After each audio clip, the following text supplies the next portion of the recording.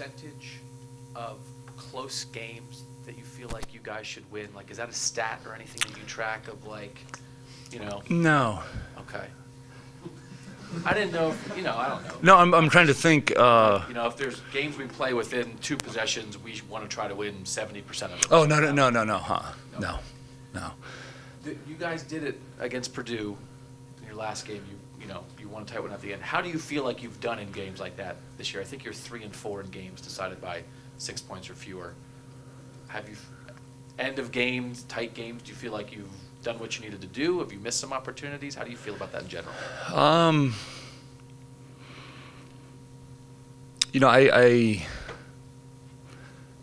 What do they tell me? What the problem is we don't have a lead with 5 minutes to go. That's been the biggest problem. So it's close, but you're trying to come back rather than having the lead. Right. Okay. Yeah. If you look at it seriously, because I think our record is like 275-13 when we got a lead with 5 minutes to go. I think it's something like that. They were talking about it the other day, and so I tell them, just give me a lead with 5 to go, guys, and we'll be okay. But no, I think from the standpoint of in those games, a lot of them we have been playing catch up. That's more the problem of putting ourselves in that position, as opposed to, did we make this shot or did we get this stop or whatever. It's more, I think, along the lines. But knowing that, in the Big Ten, most games come down to the last couple minutes. I mean, it's been that way for 11 years. But, I don't know. I'm trying to think back. We've had chances. We've missed some free throws. We've given up some, I don't know, I don't want to say easy buckets, but maybe a big offensive rebound or something like that that is detrimental to us. So whatever it is that wins games at the end, I don't know, clutch shots or toughness or whatever, I don't know, but do you feel like if you guys get in games like that, these last 2 games of the regular season or in the postseason,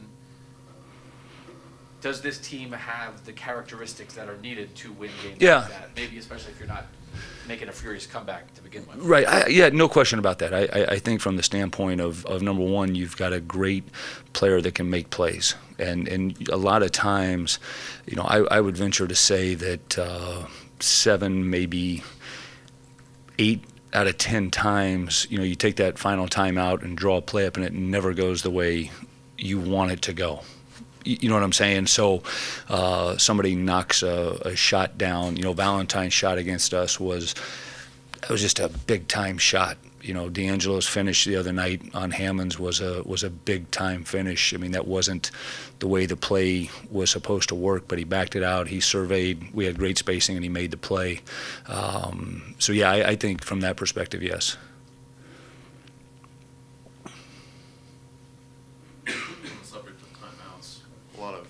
Discussion have been going on about things to change the game, shorten the shot clock, take away some timeouts. What are your thoughts on all of that?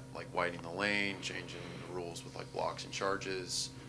Do you have any response to that?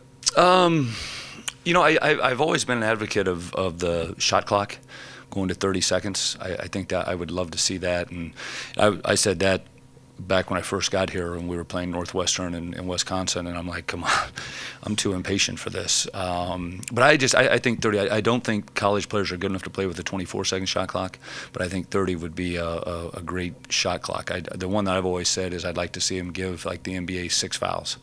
Keep the best players on the floor, and you don't have to, coaches are a little bit different, but you take a guy out when he gets his second foul in the first half, that sort of thing. What about if you didn't have 1 or 2 timeouts? What you're used to having, how much of a change would that be, as from a coaching standpoint? Yeah, I like to keep mine as long as I can, but I think people don't understand. They sometimes say, you should call timeout here or there, but people don't know this. The NCAA gives away a fishing trip at the end of the year for the guy that has the most timeouts saved from the games, and I've been on that a couple times, so I really enjoy it. But no, I think the one that I don't want is the advancing the ball like the NBA. So I don't like that one.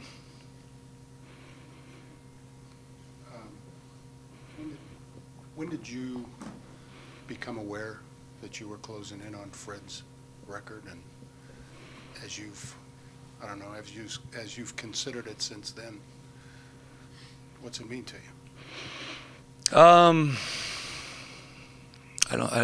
trying to think when I became aware of it. Dave Richardson told me about it one day in the weight room, I think. But you know, honestly, I haven't thought about it. It's more in terms, I know this team still has a lot that it has to accomplish, it can accomplish. I think if it happens, then I may take a deep breath and say, hey, let me think about what it really means to me. Sam said the tie really doesn't matter. They want to get you the one that breaks it. Would you prefer that happens all in the same week? Yeah, most definitely, because there is one thing I do know, that to get it, we got to win 2 games this week, so got to be phenomenal, yes. Matt, I know you've been asked, I don't know how many times, about JaySean and the energy he brings you guys, and I'm sure that's something you saw early on when you recruited him, but to be as productive as he's been, I think he's been like 13-6 since he's been a full-time starter. To be that productive at this stage, did that exceed your expectations of him at all from that standpoint?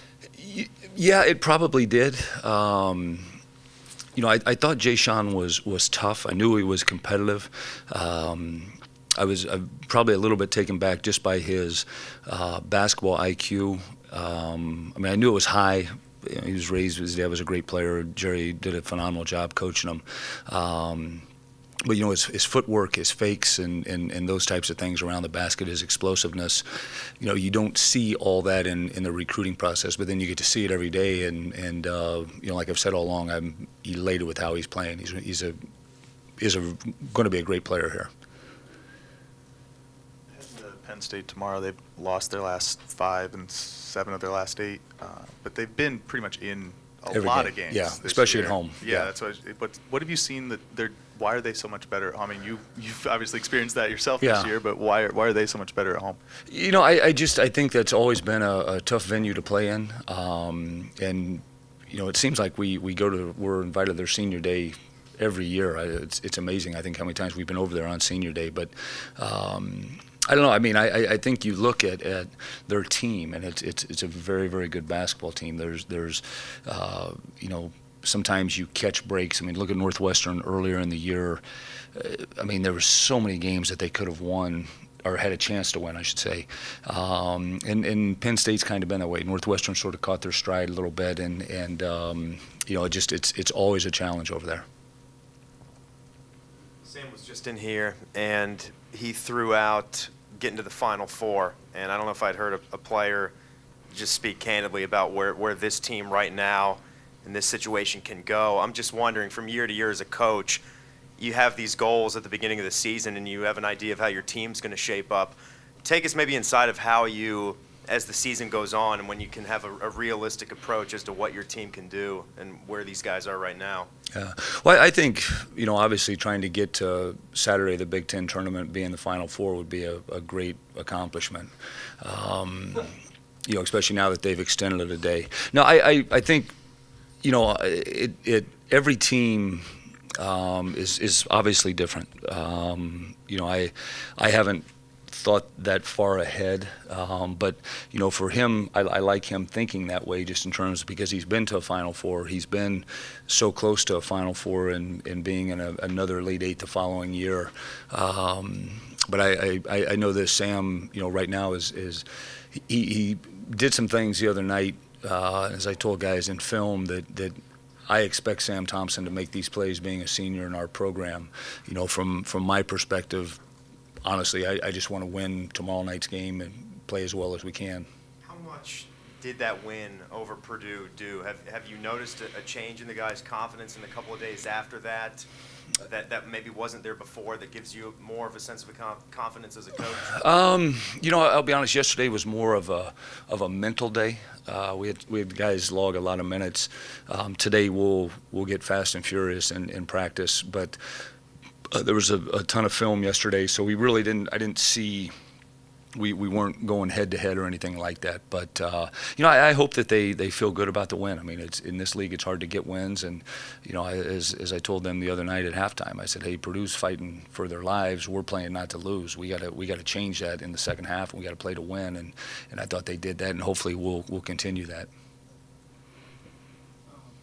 Anthony had his uniform on the other night for a while, and he was warming up, and it looked maybe like he might have been testing the groin. I wondered is he close enough that you're hoping you might get him back tomorrow night or Sunday? Or Yeah, but you know, Bob, the hard part is he hasn't practiced in 3 weeks. So you know, how effective could he be if once he gets healthy? I mean, we need time to get him back in, and like literally it's been 3 weeks, and you know, he did some skill work yesterday, just trying to fill it out, but I wouldn't expect to see him tomorrow night. has he been cleared? You know, it's I mean, cleared to practice? no, I don't know if he's going to go today. I don't think he'll go today either. But it's I know what you're asking. It's hard because it's not like the doctors clear him. It's his word of saying it hurts or it doesn't hurt because there's no, you know, visible evidence. I don't know how you answer this, but if you're 21-8, is that right? Like, do you feel like your record reflects the team you are? Do you feel like with what you have and the way you've played, maybe we should have a couple more wins, or do you feel like, yeah, maybe we easily could have 10 losses if we hadn't done this? Like, yeah, I think there's a little bit of both. I mean, I wish that we had a few more wins under our belt. I think that there were opportunities to do that, but you know, the hard part when you speculate like that is like, well, if we would have got that win, would we have gotten this one? You know what I mean? But you know, I think you look at this league this year, and it's hard to figure out why this team. You know, obviously Wisconsin's a great team, and they're dominating, and but Maryland I think has 4 losses, and you know, we got them pretty good in here, so it's kind of like flip a coin.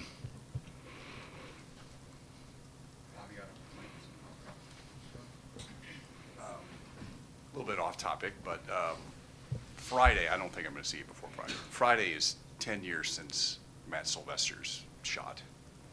Happy anniversary. Mm-hmm.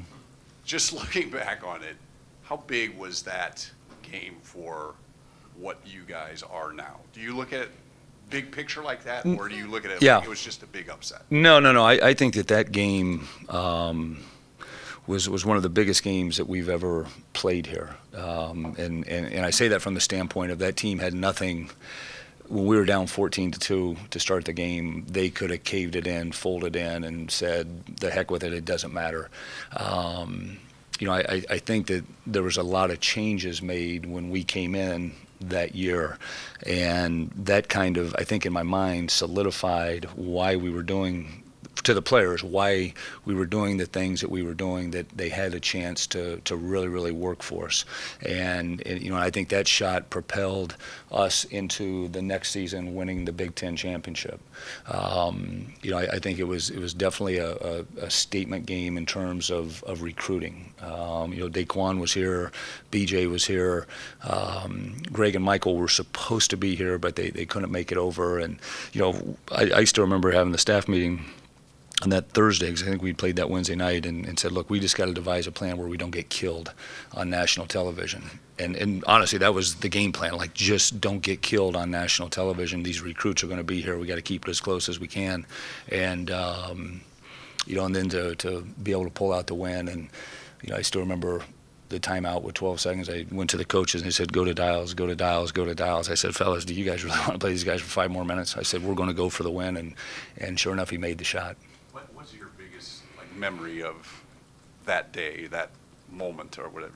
When you think back, is it that timeout, or what just? Yeah, no, it was definitely the timeout, because I drew the play up and they started celebrating, and I said, whoa, we gotta make the shot, and then I drew it up again, and I'll never forget this. We're breaking the huddle and the place is going crazy. Brandon Fuchs-Cheatham turns to me and says, now who am I passing to? And I'm like, the guy that's going to be wide open, and sure enough, he was. So Matt didn't say, I'll make it, coach? No, he was kind of like, you're going to go to me?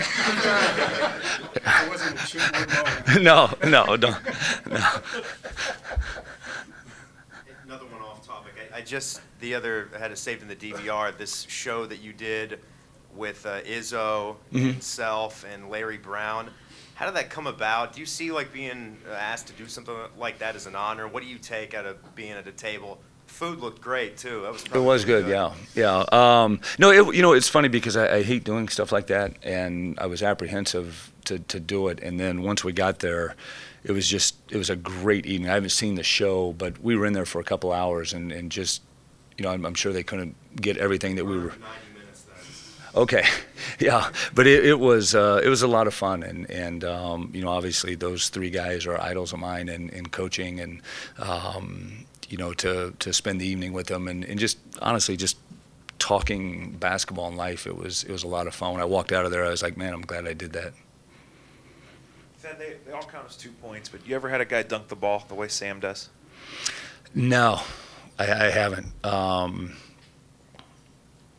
It's funny because he, we knew he was really, really athletic, but no, I think he's definitely the best I've ever had in that regard. Is there anything like on his high school tape or anything there? He just jumps off the screen with one of those? No. I remember one time in an AAU game, he took off from like the free throw line and he missed the dunk. It actually hit like the gym down in Augusta, or the roof in Augusta, Georgia. But no, he's definitely special in that regard.